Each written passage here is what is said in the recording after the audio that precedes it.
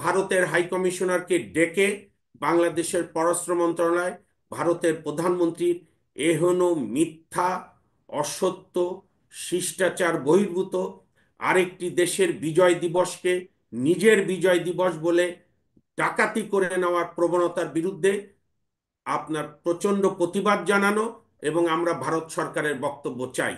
এবং সেইখানে সন্তুষ্ট না হলে আমরা অবশ্যই জাতিসংঘ আমাদের যেতে হবে। 30 লক্ষ শহীদের আত্মার প্রতি গভীর শ্রদ্ধা, এবং আমাদের 2 লাখের অধিক মা বোন যে তাদের সর্বোচ্চ সম্মান বিকিয়ে দিয়ে আমাদের এই মহান মুক্তিযুদ্ধ সংগঠিত হয়েছিল, এবং যে মুক্তিযুদ্ধের একটি রাজনৈতিক ইতিহাস শুরু হয়েছিল 1952 ভাষা আন্দোলন থেকে, 54 যুক্তফ্রন্টে পাকিস্তানিদের বেইমানি, 62 শিক্ষা আন্দোলনে আইয়ুব খানের সামরিক শাসনের বিরুদ্ধে নতুন গণ আন্দোলন, 66 6 দফা, 69 গণঅভ্যুত্থান, এবং মহান মুক্তিযুদ্ধের 1971 25শে মার্চ। আমাদের এখনো যে সংবিধান আছে, সেই সংবিধানের যে ঘোষণাপত্র আছে 10ই এপ্রিলের, সেইখানে পরিষ্কার আছে যে মুক্তিযুদ্ধ আমাদের করতে হয়েছে কারণ পাকিস্তানিরা আলাপ আলোচনা চলাকালে আমাদের ওপর একটি অন্যায় যুদ্ধ চাপিয়ে দেয়, এবং 25শে মার্চ রাত 10টা 31 মিনিটে পাকিস্তানি বর্বর হানাদার বাহিনীরা অপারেশন সার্চ লাইট পরিচালনা করে গণহত্যা শুরু করে, যার পরিপ্রেক্ষিতে বাংলাদেশ মুক্তিযুদ্ধে নামতে বাধ্য হয়। কাজেই ভারত যেরকম আমার বন্ধু না, ভারত কখনোই বাংলাদেশকে স্বাবলম্বী হিসাবে দেখতে চায় না।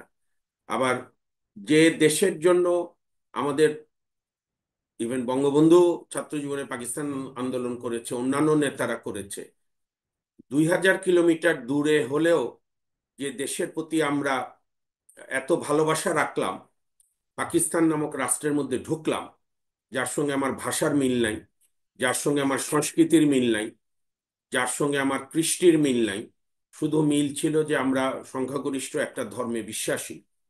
সেই আজকে সবই আলাপ করতে হবে, শুধু এক পক্ষের আলাপ করলে হবে না।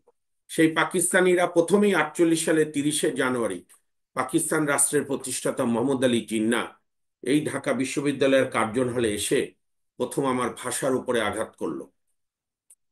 অর্থাৎ প্রথমেই বলল যে উর্দুই হবে ভাষা পাকিস্তানের, অর্থাৎ বাঙালিরা দ্বিতীয় সিটিজেনে পরিণত হোক।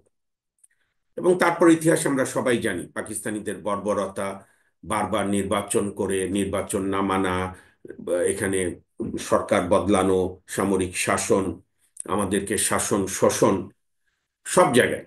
এবং যেটা মুক্তিযুদ্ধের যে ইতিহাস, বা মুক্তিযুদ্ধকে অস্বীকার করে নরেন্দ্র মোদী আজকে যে তার ভেরিফাইড ফেসবুকে যেটা লিখেছে, এটাই হচ্ছে ভারতের আমাদের মুক্তিযুদ্ধ নিয়ে তাদের আসলে মূল্যায়ন।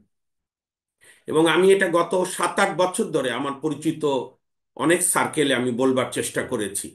ইভেন আমার বাসায় আমার শ্রদ্ধেয় পিতা, যিনি মহান মুক্তিযুদ্ধে সরকারি চাকরি ছেড়ে দিয়ে মুক্তিযুদ্ধ করেছিলেন, এবং উনি জানতেন না যে দেশ স্বাধীন হবেই, তার বিচারও হয়েছিল, পাকিস্তানিরা 7 বছরের জেল দিয়েছিল রাষ্ট্র আইন না মানায়। তো মুক্তিযুদ্ধ যদি সফল না হতো হয়তো দেশেই ফিরতে পারতেন না। তো এটা খুব সামান্য ত্যাগ, এর চেয়ে তো অনেক বেশি ত্যাগ 30 লাখ শহীদের। তো আমি আমার সেই মুক্তিযোদ্ধা পিতা আব্বাকেও বারবার বলতাম যে আব্বা, ওরা তো এখন বলছে যে এটা ইন্দিরা গান্ধীর নেতৃত্বে ইন্ডিয়া পাকিস্তানের যুদ্ধ। তো সেদিন তো শেখ হাসিনা তাদের কৃতদাস হিসাবে, তাদের পুতুল সরকার হিসাবে রাষ্ট্র ক্ষমতায় ছিল, তার তো সাহসী ছিল না এই কথা বলা। এবং এইখানে ভারতের যে আধিপত্যবাদ, তার সঙ্গে পাকিস্তানিরাও, পাকিস্তানি সামরিক কর্তৃপক্ষরাও, তারা তো আমাদেরকে অ্যাকচুয়ালি ভিত্ত মনে করতো, চাকর মনে করতো। যে কারণে তাদের জেনারেল, আপনি পাকিস্তানি জেনারেলরা প্রায় 30 থেকে 35টা বই লিখেছে। আমি গণ অধিকার পরিষদের জনাব ফারুক হোসেনকে অনুরোধ করব, আপনি সেই বইগুলো পড়বেন। নিয়াজি থেকে শুরু করে রাও ফরমান আলী, হামিদ রাজা, প্রত্যেকে বই লিখেছে। এবং আমাদের আইনের ভাষায় বলে এক্সকালপেটরি স্টেটমেন্ট দিয়ে বই লিখেছে, আমি দায়ী না, অমুক দায়ী, গণহত্যা অমুক করেছে, নিজেরাই বলেছে গণহত্যা এখানে হয়েছে। তো সেই পাকিস্তানিরাও কিন্তু 16 তারিখে সারেন্ডার করার ক্ষেত্রে কিন্তু তারা 12-13 তারিখ থেকে শর্ত দিল, শুধু বাংলাদেশের কাছে সারেন্ডার করবে না, মিত্রবাহিনীর কাছে। এবং আমাদের প্রথম যুদ্ধাপরাধী যে আমরা ভারত আর পাকিস্তান দুই শয়তানের কারণে আমরা যাদেরকে ছাড়তে বাধ্য হলাম, যারা হচ্ছে, কারণ আমরা পরে যাদের বিচার করলাম তারা হচ্ছে অ্যাবেটর, আইনের ভাষা বলে সহযোগী।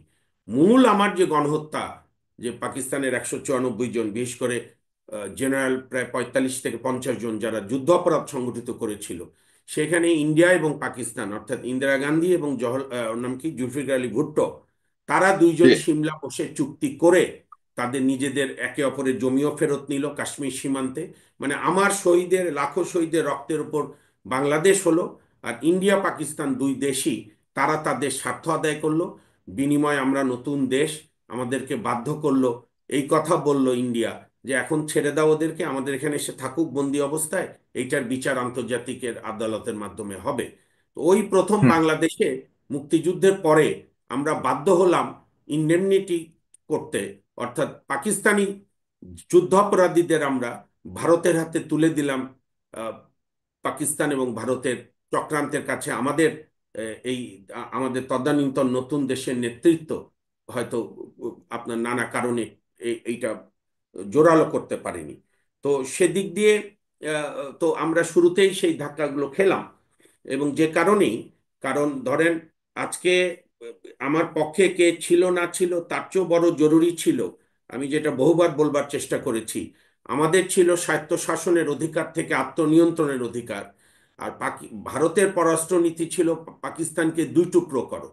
এখন পাকিস্তানের পিন্ডি এবং ইসলামাবাদের শাসকরা যদি আহ, ন্যূনতম গণতান্ত্রিক না, ন্যূনতম পূর্ব পাকিস্তানের মানুষদেরকে মানুষ বলে গণ্য করত, তাহলে তো হুম। ভারত এই নাক গলানোর সুযোগ পেত না।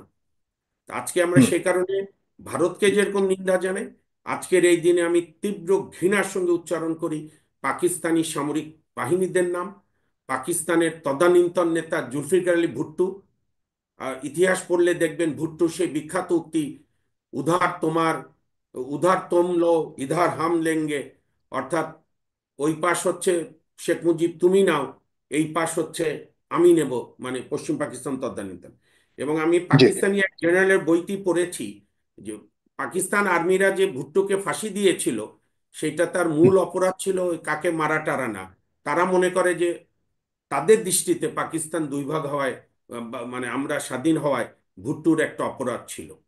এবং আজকে তো হুম। আমরা, ওই একটা কথা আছে যে গরিবের বউ সুন্দর হলে সবাই তাকে ভাবি ডাকে, খুব সেবা যত্ন করতে চায়। তা হুম।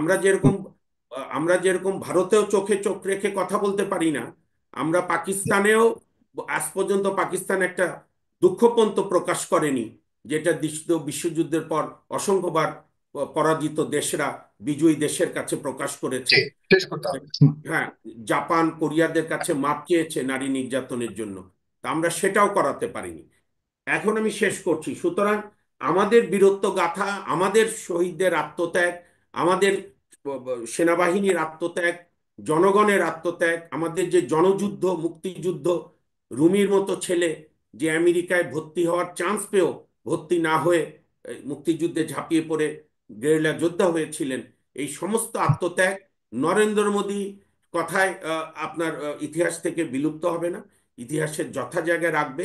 আমি বরং আজকে বিশ্বাস করি, বিশ্বাস না, আমি অনুরোধ জানাবো, আজকে রাত্রে না হোক কালকে সকালে ভারতের হাই কমিশনারকে ডেকে বাংলাদেশের পররাষ্ট্র মন্ত্রণালয়, ভারতের প্রধানমন্ত্রীর এহেন মিথ্যা, অসত্য, শিষ্টাচার বহির্ভূত আরেকটি দেশের বিজয় দিবসকে নিজের বিজয় দিবস বলে ডাকাতি করে নেওয়ার প্রবণতার বিরুদ্ধে আপনার প্রচণ্ড প্রতিবাদ জানানো, এবং আমরা ভারত সরকারের বক্তব্য চাই।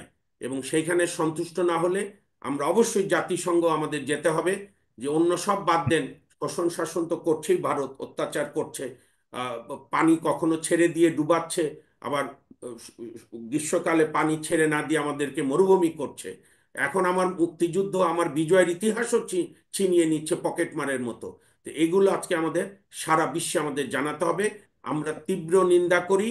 এবং আজকে 54 বছর ধরে আমাদের যে নীরবতা, আমি আমার রাজনৈতিক বন্ধু ফারুক সাহেবের সঙ্গে একমত, সকল রাজনৈতিক দলের সরকারগুলোই ভারত যে ইতিহাসকে বিকৃত করেছে, সেইটা যে আমরা নীরব ছিলাম, তার আজকে সর্বোচ্চ বহিঃপ্রকাশ দেখিয়েছে প্রচন্ড হিন্দুত্ববাদী ফ্যাসিস্ট।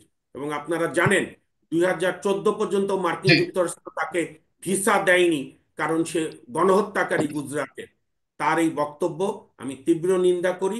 আবারও অনুরোধ ধন্যবাদ। করি বাংলাদেশের পররাষ্ট্র মন্ত্রণালয় কালকেই ভারতের হাই কমিশনারকে ডেকে নিন্দা জানানো এবং ভারতের ব্যাখ্যা নেওয়া।